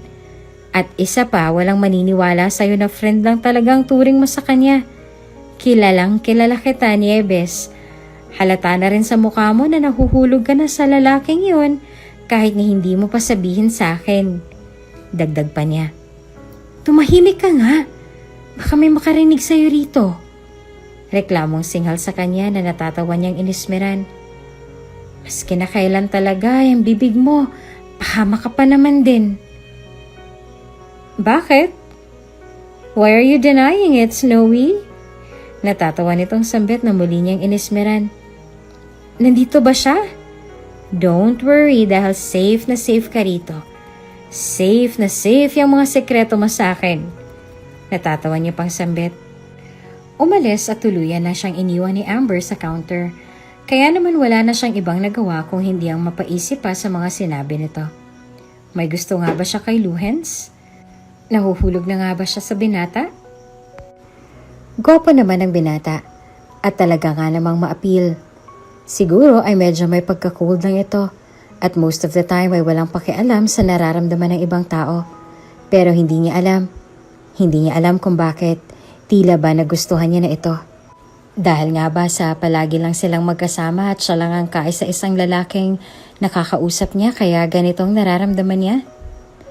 So, nagkaroon ka na nga ba ng feeling sa kanya? Muling tanong ni Amber nang muli siyang bumalik sa counter kung saan nakatulala si Snow. Nieves, I'm asking you. He's not my type, Amber. Aray ko! Reklamo niya ng sandaling kurutin ng kaibigan ng tagiliran niya.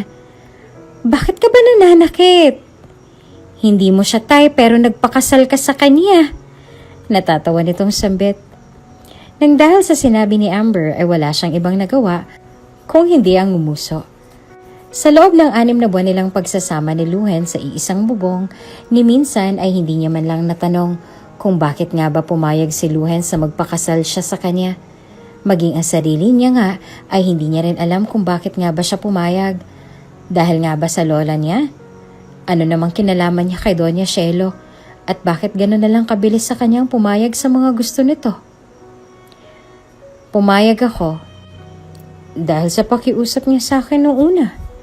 Sagot niya na hindi naman bumenta sa kaibigan niya. Pumayag ka dahil gusto mo siya. Don't deny it, Nieves. Alam ko dahil nakikita ko at nararamdaman ko lahat. Natatawa pa nitong sambit na inismeran niya. Pumayag ka dahil gusto mo siya nung una mo pa lang siyang makita. Sa halip na makipagtigasan kay Amber ay wala na siyang ibang nagawa kung hindi ang sumimangot at nagpatuloy na lang sa pag-aayos ng mga order. Naging abala sila ng araw na yon dahil sa tambak ng order ng cupcake, kaya naman nang umuwi siya sa bahay nila ay hindi niya na nagawa pang maghintay kay Luhen sa pagdating nito. Hindi niya nga alam kung paano siyang nakapanik sa kwarto niya at nakatulog. Nagising na lamang siya nang makarinig siya ng magkasunod na katok mula sa labas ng pintuan ng kwarto niya. Tulog ka na ba? Tanong ni Luhens nang ito ang bumungad sa kanya nang pinagbuksan niya ito ng pinto. Pinanood niyang kusutin ng dalaga ang mga mata nito bago pikit-pikit siyang pinagmasdan. Wala siyang ibang nagawa kung hindi ang huminga ng malalim bago nag-iwas ng tingin dito. Pagod lang ako. Sagot nito sa marahang boses. Bakit ka kumakatok? May kailangan ka ba? Wala naman. Sagot nito. May dala akong pagkain sa baba. Hindi naman pwedeng kumain ako ng mag-isa.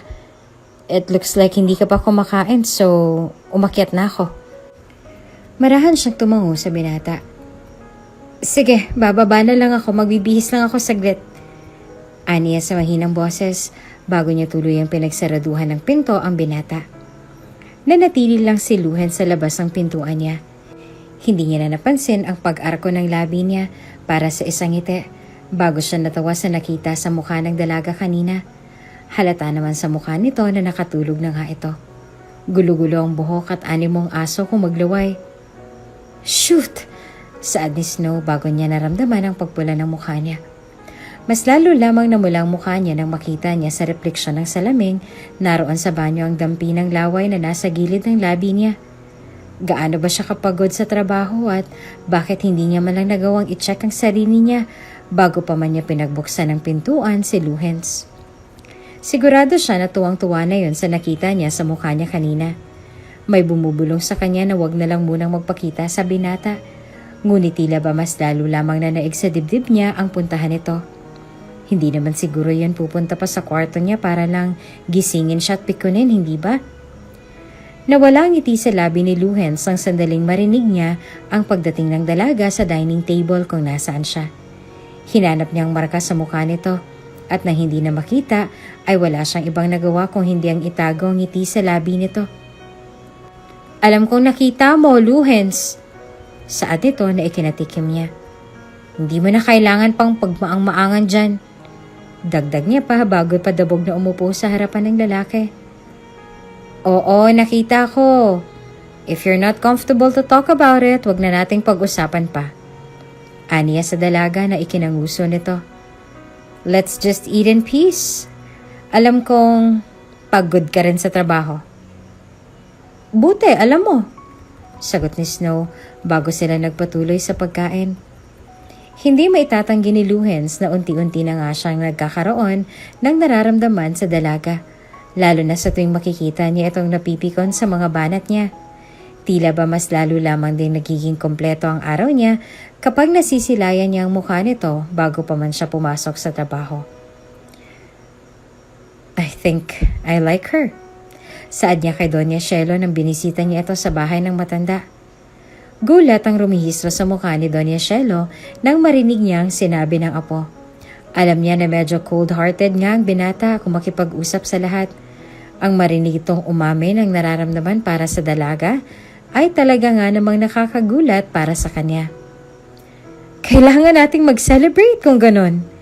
Nagugulat nitong sambit bago nagdesisyong tumayo sa kinauupuan niya. Kailangang malaman nito ng mga magulang ni Nieves.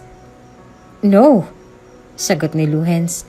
Dahilan upang lumingon sa kanyang matanda at agad na natigil sa pagtawag sa numero ng mga magulang ni Snow. Hayaan mo naman akong kumilos, Lola. Kahit na ngayon lang. Gusto kong ako naman ang kikilos ngayon. Is that so? Tanong nito bago nangingiting lumingon sa binata at marahang tumango sa desisyon nito. Hihintayin kong pangalawa ninyong kasal kung ganon. You fucking like him?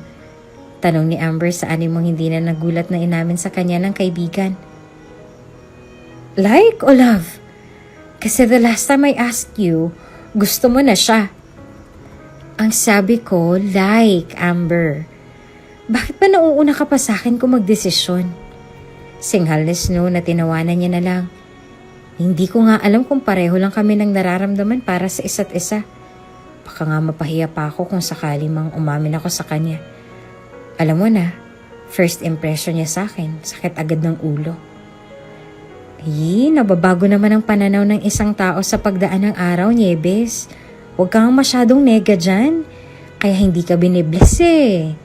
Natatawa nitong sambit bago siya umusog palapit sa kaibigan na animong may kasagutang gustong malaman. Ano, may nangyari na ba sa inyong dalawa? Why the hell are you asking me that? Singhal ni Snow sa kanya na ikinatawa niya na lang. Umamin pa lang ako, okay? Tinatanong ko yung tungkol sa honeymoon niyo nung kinasal kayong dalawa. Kung may nangyari ba sa inyong dalawa? Wala. Ni minsan, hindi niya ako ginalaw. And besides, may kasunduan kami nun. Sagot niya bago ngumuso. Mapaglarong ngumuso sa kanya si Amber bago itong umiti na animong natutuwa pa sa sinabi niya. Why the hell are you looking at me like that? Why do I feel like dismayado ka pa na walang nangyayari sa inyong dalawa ni Luhens? Ano ba yung dismayadong sinasabi mo? Reklamo niyang singhal na ikinatawa ng kaibigan niya. Alam mo, ipagpatuloy mo na lang yung trabaho mo. Kapag may nahulog kang cakes dyan, humanda ka sa akin. Reklamo niya sa kaibigan na natatawa na lang nitong sinunod. Naging maganda naman ang pakikitungo sa kanya ni Luhens sa mga sumunod na araw. Kaya naman kahit na papaano ay naging maganda din ang pagkakaibigan nilang dalawa. Ni minsan ay hindi pa ipinakita sa kanya ng binata na nagkakagusto na siya sa dalaga. Sa kabilang banda naman ay wala namang ibang nagagawa si Snow kung hindi ang mapanguso na lang. Luhens? Tawag ni Snow na makita niyang nakabihis ang binata kahit na wala naman itong pasok ng araw ring iyon. You told me last night na day off mo ngayong araw sa work. Bakit nakabihis ka? May pupuntahan ka ba? Tayong dalawa, Nieves. May pupuntahan tayo. Agad na umarko ang kilay ng dalaga nang dahil sa sinabi niya. Tayo? Tanong nito na marahan niyang tinanguan. Saan naman tayo pupunta? Agad na umarko ang kilay ni Snow sa halip na sagutin siya ay ngumiti lang binata sa kanya. Mas lalo lamang siyang napanguso ng sandaling dalhin siya ng binata sa grocery store. Ito yung date na sinasabi mo? Kunot ni Onyang tanong sa binata na kahit pabiro lang ang date na sinabi nito sa kanya ay nagawa niya pa rin maniwala sa mga panuloko nito. Nagawa mo pa akong palibanin sa work ko para lang mamalengke? Oo, magdi-date tayo. But since hindi ka marunong magluto, tuturuan na lang kita. Saan nito? Bago niya tinulak ang dalaga patungo sa meat section kasama ang cart na dala nila. Anong gusto mong lutuin natin? Spare ribs, steaks, or pancakes? Shut the fuck up! Singhal ni Snow na tinawanan niya na lang. Hindi maipagkakaila ni Snow na bahagyang nawala ang galit niya sa binata nang dahil sa ginawa nito. Simple lang pero talaga nga namang nawala ang stress niya sa katawan nang dahil sa efforts na ginagawa nito sa kanya. Mali ka ng ginagawang paghiwa sa sibuyas. Saad ni Luhens bago siya umalis sa pagkakaupo at pumesto sa likod ng dalaga na ikinatigil nito. Hinawakan niya ang kamay ni Snow at gamit ito. Hiniwa niya ang sibuyas na isasama nila sa ulam na lulutuin nila. Paano ka matututong magluluto ng adobo kung pati sibuyas hindi mo kayang lutuin? Pangaasar pa nito sa kanya. Bahagyang tumatama ang hininga ni Luhen sa liig niya, kaya naman hindi niya naiwasang makaramdam ng paghihilakbot. Hindi niya alam pero tila ba sa lahat ng lalaking nakilala niya noon sa ibang bansa, kay Luhens niya lang naramdaman ang ganitong klase ng pakiramdam. Tila ba sinisilaban din siya ng buhay nang dahil sa init na nararamdaman niya, lalo na sa pwesto nilang dalawa ngayon. Luhens, I like you. Pag-amin ng binata sa kanya na ikinatigil niya. Ever since we first met, nakuha mo ng atensyon ko, Nieves. Hindi ko alam, maybe because of your personality. Saad niya. This time si Snow naman ngayon ang humarap sa kanya.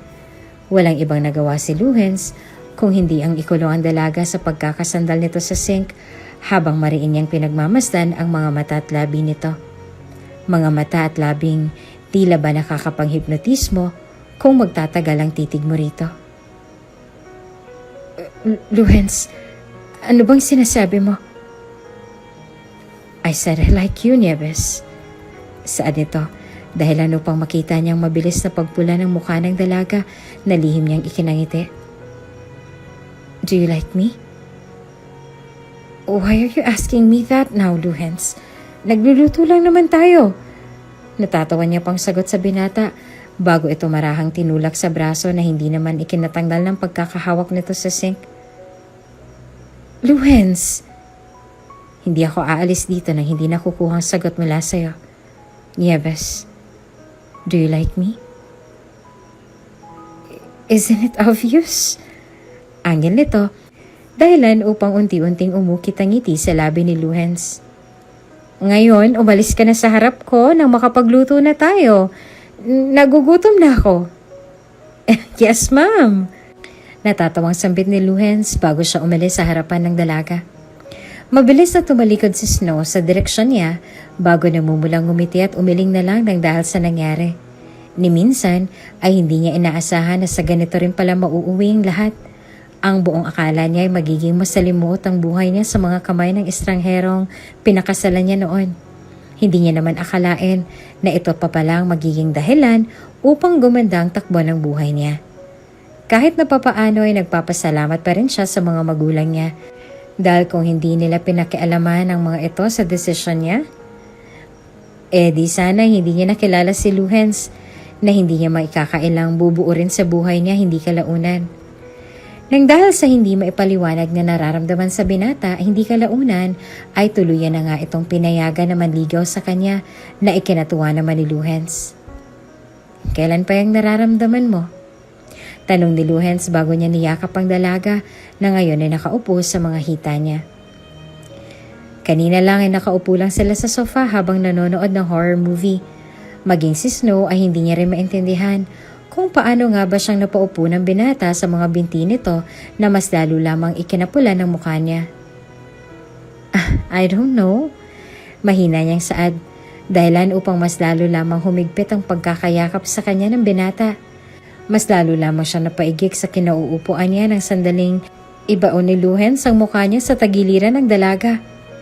Luhens, nakikiliti ako sa ginagawa mo. Sa ganito lang ako nagiging komportable, Nieves. Nang dahil sa sinabi nito, ay wala nang ibang nagawa si Snow kung hindi ang magkagat ng labi habang pinipigilan ng sariling dumaing sa ginagawa ni Luhens. Hindi nagtagal ay unti-unting gumapang ang mga kamay nito sa ilalim ng t-shirt na suot niya. Luhens, can I? Tanong nito. Dahilan upang lingunin niya ang binata na ngayon ay namumungay ng mga matang nakatingala sa kanya. Can I kiss you? Tanong nito. Nang dahil sa nararamdaman, para sa binata, hindi na siya nagdalawang isipan na yumuko rito upang halikan ng binata tulad ng request nito sa kanya. Hindi matukoy ni Snow kung paano niyang nagawa ang bagay na to. Bakit siya naririto ngayon sa ganitong klase ng sitwasyon?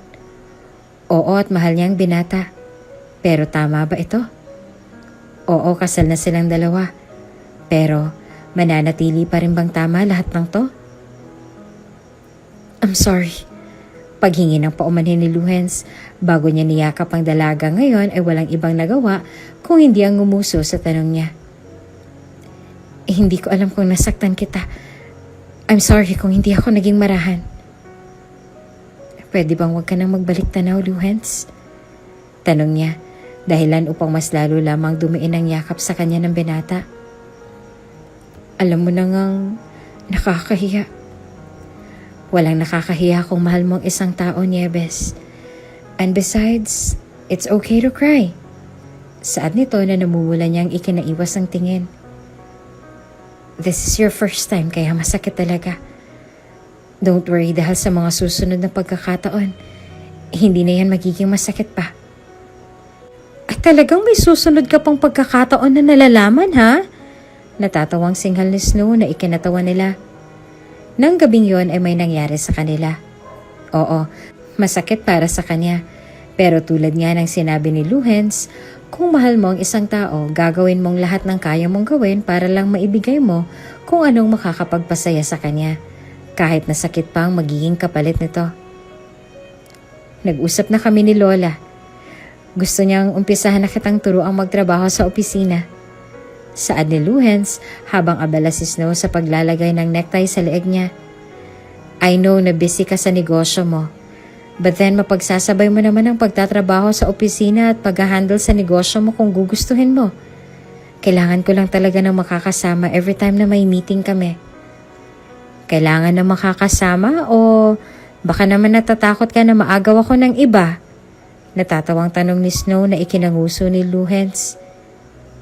Sige, pag-iisipan ko ang tungkol sa offer na yan. Huwag mo nang pag-isipan, Nieves. Saad ni Luhens na ikinangiwi niya. Ako naman ang makakasama mo. Don't worry dahil hindi naman kita papagurin. Lumapit siya sa dalaga at bumulong sa tenga nito. Sa kama nga lang. Pilyo ka talaga. Natatawang reklamo ni Snow bago niya sinuntok sa balikat si Luhens na ikinatawa naman ito. Nabanggit ni Snow ang tungkol sa kanilang dalawa ni Luhens kay Amber. Kaya naman hindi mapagsidla ng saya sa mukha ni Amber nang malaman niya ang tungkol dito. Mabilis nga lang na nabura ang tuwang iyon nang sinabi ni Snow na hindi na siya gaanong mananatili sa store ngayon, lalo na sa trabahong inaatang sa kanya ni Luhens. Okay lang, deserve mo yan. Saad ni Amber na ikinangiti niya.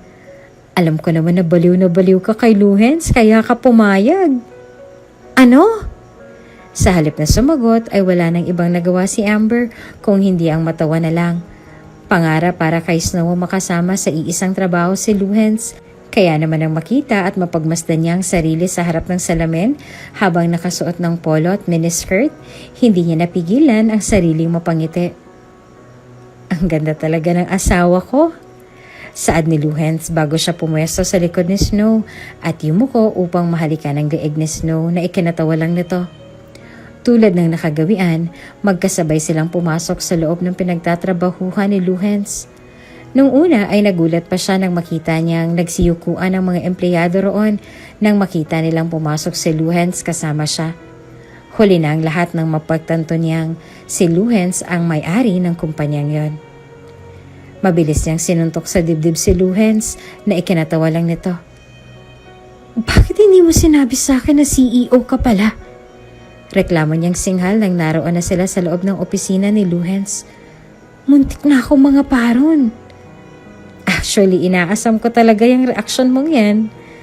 Natatawa nitong sambit bago hinalikan ng asawa sa tip ng ilong na ikinanguso na lang ni Snow. "Don't worry dahil alam kong magugulat din sila kapag nalaman nilang kasal na ako. At ikaw ang asawa ko, Nieves." Nung una ay hindi naging maganda ang unang araw ni Snow sa kumpanya nila Luhens dahil na rin siguro sa mga mapanghusgang mata ng mga empleyado niya roon. Ngunit hindi kalaunan ay tuluyan na rin nagbago ang mga titig nila sa kanya, lalo na nang ipinakilala niya ang sarili niya bilang sekretarya ni Luhens. "Anong feeling na hangkang boss mo?"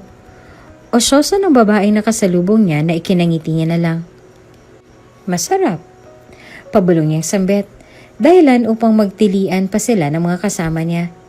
Hindi sila nagsabay ni Luhens sa pagpasok dahil na rin sa schedule ng meeting nito ng umagang yon. Kaya naman mag-isa lang siya nung pumasok siya ron. Sa katunayan nga ay excited na siyang ipaalam kay Luhens ang pagdadalang tao niya. Kaya naman ng sandaling pumasok siya sa opisina nito nang hindi man lang kumakatok, gulat ang rumihistro sa mukha niya nang makita niyang mag-isa lang si Luhens at ang isang babae sa opisina nito. "Snow!" tawag ni Luhens bago siya tumayo sa pagkakaupo niya at binigyan ng nagbabantang tingin si Melissa. "Tapos na tayo, Miss Manzano. Pwede ka nang umalis." "Okay then," sagot niya sa binata bago ito tumayo at lumakad patungo sa direksyon ni Snow. Ngumisi pa muna siya sa sekretarya nito bago nagdesisyong lumabas ng opisina niya. Alam ni Melissa na may relasyon ng dalawa. Hindi man kalat sa opisina ni Luhens ang tungkol sa kanilang dalawa ni Snow, may ideya naman si Melissa na ito nga ang asawang itinatago ni Luhens. Isa lang ang paraan upang makumpirma niya iyon. Ang sabi sa source na nakarating sa kanya ay may food allergy si Snow at makukumpirma niya lang iyon kung papainan niya ng mani ang pagkain nito. "Please accept this." Saad niya nang inaya niya si Snow na magkape sa cafeteria. "Pasensya na kung feeling close ako ha. This is your first time na magtrabaho rito, hindi ba? Don't worry dahil friendly naman kaming lahat. At ganito kami kung mag-welcome ng bago." "Thank you," sagot ni Snow bago niya tinanggap ang juice na pinainan ni Melissa ng mani kanina. Iinumin niya na sana ang juice na ibinigay ni Melissa sa kanya, ngunit agad iyong nadulas sa kamay niya nang sandaling hablutin ito ni Luhens mula sa kamay niya. Nang dahil sa ginawa niya ay bahagya pang napatayo ang dalawa sa mga kinauupuan nila. "Seriously, Melissa? Makakapatay ka ng tao nang dahil sa selos mo?" Galit nitong sambit bago ibinato ang baso sa malayo na ikinabasag nito. Maraming napatingin sa direksyon nila nang dahil sa nangyari, ngunit hindi na ito pinagtuunan ng pansin ni Luhens. "I'm just trying to be nice, Luhens. You're doing this because you want her out of your way. Ganyan ka kadesperada." Sigaw ni Luhens sa kanya. Namarahan niya pang ikinatalo nang dahil sa labis na gulat. "Nakakahiya ka," aniya bago pa niya hinila si Snow palayo sa lugar na yon. "Luhens, why are you?" "Nilagyan niya ng mani yung inumin mo. Hindi mo man lang ba napansin yun, Nieves?" Tanong ni Luhens sa kanya nang hinarap niya ang dalaga. "Sinabi ko naman sa'yo noon pa na huwag kang magtitiwala sa mga taong hindi mo kilala. Kung wala ko ron, paano ka na ngayon? Baka nasa ospital ka na ngayon at nangingisay." "Are you mad?" tanong ni Snow dahilan upang malalim siyang bumuntong hininga ng dahil sa frustration. Luhens! No, baby, no. Saad nito bago niya hinawakan sa magkabilang braso ang dalaga na ikinanguso lang nito. Pasensya ka na kung nagtaas ako ng boses sa'yo.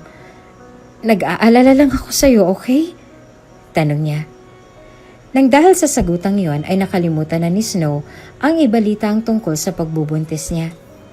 Tuwing umaga ay nakakaranas siya ng morning sickness, kaya naman bihira na lang siya kung gumising ng maaga. Ang akala naman ni Luhens ay galit sa kanyang dalaga, kaya naman wala siyang ibang nagawa kung hindi ang umiwas rito upang bigyan ng pagkakataon ng dalaga na makapag-isip at maunang magsabi ng tungkol sa hinanakit niya. May event nga pala bukas. Balita ni Luhens nang makasabay niya sa hapunan ng asawa. Ilang araw niya na rin napapansin ang pabago-bagong mood nito. Palagi itong nagagalit sa kanya kahit na wala namang dahilan. Ayaw niya namang masaktan ng dalaga kung kukwestiyonin niya dahil mukhang wala rin sa hulog ang asawa sa tuwing kukumustahin niya ito. So, kailangang maghanda. Tipid niyang sagot na ikinataas naman ng kilay ni Snow. Siguro ay magsasabay na lang tayo bukas ng umaga. Dadalo si Lola at ang mga kamag-anak ko. Siguro ay iyon na rin ang gagamitin kong pagkakataon para ibahagi sa kanila kung anong meron sa ating dalawa. Ayoko. Sagot ni Snow sa kanya, dahilan upang umuso na lang siya. Hindi ako sasabay sa'yo. Galit ako sa'yo. Pwede ko bang malaman kung bakit, Snow? Tanong ni Luhens sa asawa na ikinasimangot na lamang nito. Nung nakaraan ko pa napapansin na pabago-bago ang mood mo, hindi ko na nga alam kung saan ako lulugar. Galit ka ba sa bawang nang walang dahilan? Naiinis ka sa akin. Ayaw mo sa lahat ng niluluto ko. Hindi ko na tuloy alam kung anong gagawin ko sa'yo, Nieves. Susuko ka na ba, Luhens? Tanong niya, kasabay ng pag-angat ng kilay na ikisinimangot naman ni Luhens. Sabihin mo lang kung sukong-suko ka na sa ugali ko. It's not like that, Nieves. Sagot ni Luhens sa kanya, bago niya marahang kinuha ang kamay ng dalaga na tinanggal lang nito. Snow, hindi ko lang alam kung saan ako lulugar, okay? Simula nung pinagalitan ko si Melissa, nagkaganin ka na. Are you friends with her? Kung oo at naiinis ka sa tuwing inalalayo kita sa kanya, then fine. You can stay with her anytime you want. Huwag ka lang magalit sa akin, okay? Hindi ko alam. Tanging sagot niya na lang bago siya tumayo mula sa kinauupuan niya na ikinabuntong hininga na lang ni Luhens. Ikaw nang bahala sa pinagkainan natin. Aakit na ako. Nieves! And nga pala. Aniya bago muling lumingon sa kanya. Sa guest room ko matutulog ngayon. What? I hate you! Singhal sa kanya ni Nieves bago ito tumakbo patungo sa taas. Nang dahil sa narinig sa dalaga ay hindi niya naiwasan pang makaramdam ng kuryoso sa mga ikinikilos nito. Posible nga ba na buntis nga ito? Palaisipan para sa kanyang pagbabago-bago nitong mood. Madalas din siya nitong awayin at galit siya sa tuwing makikita siya nitong nag-iisa ng bawang. Bihira na lang din ito kung sumabay sa kanya tuwing umaga at hindi niya matukoy kung ano nga bang dahilan kung bakit ganoon na lang ang inaasal ng asawa niya. Kung buntis nga ito, magsasabi naman ito sa kanya, hindi ba? At hindi naman niya siguro ililihim. Kung inililihim niya nga, bakit niya kailangang ilihim gayong mahal naman nila ang isa't isa? Kailangan ko na sigurong bumili ng pregnancy test. Aniya sa sarili bago bumuntong hininga at nagpatuloy sa pagkain. Sa kabilang banda ay hindi naman maintindihan ni Snow kung bakit gano'n na lang ang mga ikinikilos niya. Pumapangit ang araw niya kapag nakikita niya ang asawa malapit sa direksyon sa kung nasan siya. Hindi na rin siya gaanong nagsusuka ngayon sa umaga.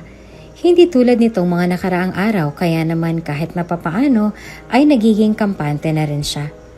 Makakasabay na rin siya kay Luhens bukas. Tulad ng sinabi nito, may event bukas at dadalo si Doña Shelo at ang mga magulang niya. Ano kaya mararamdaman ng mga ito kapag naipaalam niya sa mga ito na buntis siya sa apong hinahangad lang nila noon? Natitiyak niyang magugulat ang mga ito Lalo na't wala naman silang alam na nagkahulugan na sila ng loob ni Luhens. Paniguradong magugulat sila. Ani ang bulong sa sarili bago siya nagdesisyong magtaklob ng kumot. Tulad ng banta niya kay Luhens kagabi, nakita niya itong nagsusumiksik sa sofa nang maabutan niya ito kinaumagahan. Malalim pa ang tulog nito at panaka-naka ng paghihilik sa kasarapan ng tulog. Kaya naman wala na siyang ibang nagawa kung hindi ang mapangiti na lang. Nang sandaling magmulat si Luhens, ay nakangiting mukha agad ng asawa niya ang bumungad sa kanya. Agad na nawala ang ngiti sa labi ni Snow nang magkrus ang mata nilang dalawa. "Good morning, baby." Bati ni Luhens na sa halip na gantihan ng ngiti ni Snow ay inismira na lang nito. "Matutuwa talaga ako kapag nalaman kong buntis ka." Aniyan niya pa sa sarili bago siya nakangiting bumangon mula sa pagkakahiga. Sa biyahe papasok sa trabaho ay panay ang pagpitik ni Snow sa kanya, lalo na sa tuwing sumasayad ang braso niya sa balikat nito. Wala namang nagawa si Luhens kung hindi ang pagpasensyahan ng misis hanggang sa makarating na nga sila sa venue ng event. "Iho!" Tawag sa kanya ng mga tiyahin niya bago siya nito hinila palapit sa direksyon nila. Naiwan si Snow na ngayon ay walang ibang nagawa kung hindi ang humalo sa mga bisitang naroroon. Medyo maluwag ang venue na kuha nila para sa anibersaryo ng kumpanya nila at talaga nga namang ingrande ang mga bisitang naroroon. May mga empleyado naman siyang nakilala at nakakilala sa kanya, ngunit sa halip na humalo sa crowd wala siyang ibang nagawa kung hindi ang magpatuloy sa paglalakad hanggang sa makarating na nga siya sa poolside. "Speaking of bitch, look what I found." Saad ni Melissa sa kaibigan habang nakatitig sa babae ngayon ay mag-isa lang na naglalakad sa poolside na animong ignorante. "I really hate her." Hindi mo masisisi si Luhens kung magmamahal siya ng iba, Melissa? Kasi in the first place, ikaw ang naunang nag-cheat sa relasyon yung dalawa. Sagot ng kaibigan niya, dahilan upang kunot noong lumingon sa kanya si Melissa. "Yes, kaibigan kita, Melissa. But I can't hate someone just because you hate them. Susuportahan kita, pero hindi sa gantong paraan. Una sa lahat, I cheated on him because bobo siya. Niwala na siyang oras sa akin dahil sa trabaho niya. Pangalawa, nag-reach out ako sa kanya to apologize. Pero anong ginawa niya? Pinagtabuyan niya ako palayo. Nerim. Oo, dahil nag-cheat ka nga, hindi ba? Tanong nito.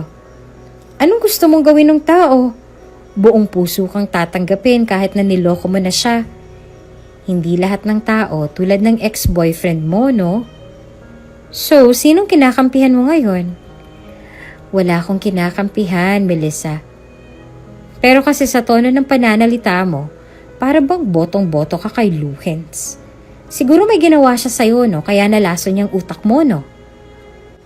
What are you saying? Tanong ng kaibigan niya bago ito suminghal at natawa ng dahil sa mga naiisip ni Melissa. Alam mo, ayoko na. Palagi na lang kitang pinagpapasensyahan, Melissa.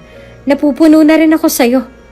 Saad nito bago siya nito tinalikuran at humalo sa mga taong naroroon. Galit na nilingon ni Melissa si Snow mula sa malayo.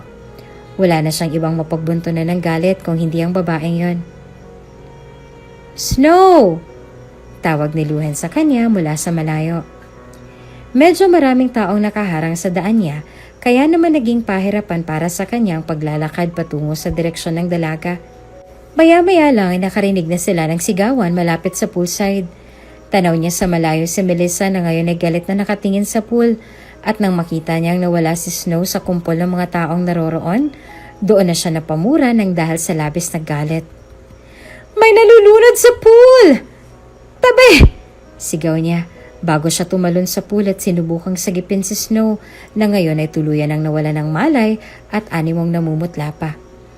Hindi naman nag-atubili ang mga naroon na natulungan si Luhens na maialis sa pulang walang malay na babae. Hindi naman ito tuluyang nalunod. Isang marahang tapik ang ginawa niya sa pisngi ni Snow bago siya tumingin sa mga empleyadong naroroon. "Tumawag kayo ng ambulansya!" "Pero sir, ang sabi ko tumawag kayo ng ambulansya!" Utos niya sa mga naroroon bago siya umalis sa pagkakaluhod sa harapan ni Snow at agad na hinawakan sa braso si Melissa, na ngayon ay walang ibang nagawa kung hindi ang nagugulat na lumingon sa kanya. Talagang pinupuno mo ako, no? Wala akong ginawang masama sa kanya, Luhens. Tinulak mo siya. No? Sigaw ni Melissa bago niya tinanggal ang kamay ni Luhens na nakahawak sa braso niya. Nawalan siya ng malay at aksidente siyang bumagsak sa pool. Hindi pa ako nakakalapit sa kanya nang mawalan siya ng malay, Luhens. Believe me, wala akong ginagawang masama sa kanya. Nawalan siya ng malay. Totoo po ang sinabi niya, sir. Saad ng empleyadong naroon na nakasaksi sa nangyari. Hindi niya po tinulak yung babae. Kusa po siyang nawalan ng malay. Totoo po. Segunda naman ang isa. Sa halip na makipagsagutan sa mga naroon, ay walang ibang nagawa si Luhens kung hindi ang humakbang palapit sa dalaga na ngayon ay natatakot ng nakatitig sa kanya. Sa susunod na makita kitang umaaligid sa asawa ko, hindi na ako magdadalawang isip na patulan ka, Melissa.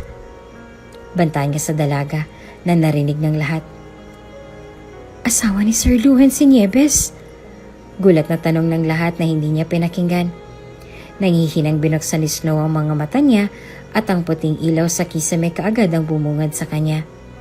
Nangangalay ang kamay niya nang sandaling sinubukan niyang itaas ito. May nakakabit ding aparato sa kamay niya na marahang pang ikinaangat ng kilay niya. Gising ka na, anak! Gulat at naiiyak na saad ng nanay niya bago siya nito hinawakan sa kamay. Anong nararamdaman mo, anak? Anong nararamdaman mo? Sabihin mo kung anong nararamdaman mo sa akin, anak. Are you okay? Tanong naman ni Doña Shelo nang makita niya itong naroroon. Naririto ka sa ospital. Isinugod ka ni Luhens kanina rito pagkatapos mo mawala ng malay, iha. Okay ka lang ba? Tanong muli ng nanay niya bago niya hinigpitan ng pagkakahawak sa kamay nito. Hindi makakabuti sa dinadala mo ang ganitong klase ng treatment, anak. Lalo na ngayong sinabi ng doktor na masela ng ipinagbubuntis mo. Gulat ang rumihistro sa mukha niya bago siya nagdesisyong hagilapin si Luhens sa kabuuan ng kwartong yon. Sa kabilang banda ay wala namang ibang nagawa si Luhens kung hindi ang nagmamadali nang matanggap niya mula sa lola niya na nagising na raw ang asawa niya. Snow! Tawag niya nang binuksan niya ang kwarto nito. Snow! Dagdag niya pa bago tumakbo patungo sa kama nito at mahigpit na niyakap ang asawa na malungkot na ikinangiti ni Snow. Sorry. I'm sorry. Kasalanan ko lahat ng to. Shh, Luhens. Wala kang kasalanan.